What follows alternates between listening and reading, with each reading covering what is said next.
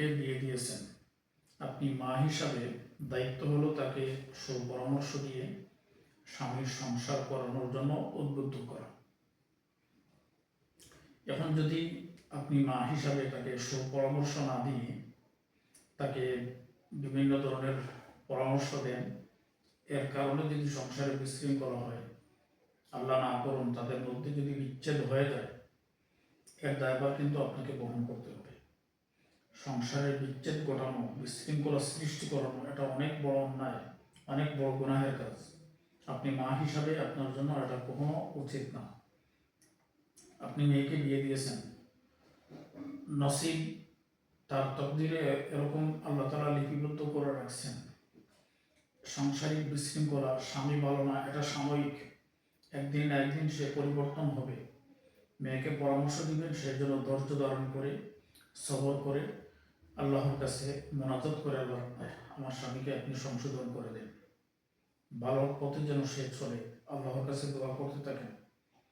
ইনশাআল্লাহ আজিজ, একদিন না একদিন সে বুঝবে যে আমি ভুল পথের মধ্যে আছি, তার এটা বুঝে আসবে যে আমি অন্যায় করতেছি। একদিন না একদিন সে ঠিকই ভালো হয়ে যাবে।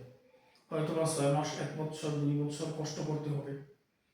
এই কষ্টটা যদি আপনারা করতে না পারেন, আজকে সংসার যদি বিচ্ছেদ হয়, আল্লাহ না করুন, আল্লাহ তাআলা যদি অসন্তুষ্ট হয়ে যান, আল্লাহ তাআলা যদি রাগান্বিত হয়ে যান, পরবর্তীতে যে তার চেয়ে খারাপ স্বামী নসিবে জুটবে না, এর কোনো নিশ্চয়তা আছে?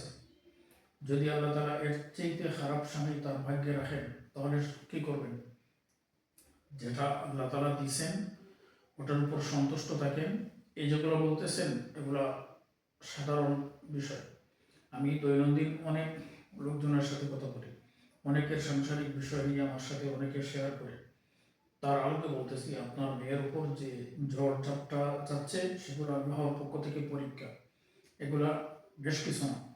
অনেক মহিলারা অভিযোগ করেন, অনেক পুরুষরা অভিযোগ করেন যে বৈবাহিক জীবনে, স্বামী সংসারে, স্ত্রী সংসারে অনেক বিশৃঙ্খলা, অনেক ঝড় তুফান যাচ্ছে। সেই তুলনায় আপনার মেয়ের অনেক কম। আপনি আপনার মেয়েকে সবরের পরামর্শ দেন, ধৈর্য ধারণের পরামর্শ দেন, আপনিও তাকে সুপরামর্শ দিয়ে তাকে সাপোর্ট করেন, ইনশাআল্লাহ এটা ঠিক হয়ে যাবে। বিচ্ছেদের চিন্তা বিলকুল নলেজে আনবেন না। আল্লাহ যদি অসন্তুষ্ট হয়ে যান, পরিণাম ভালো হয় না।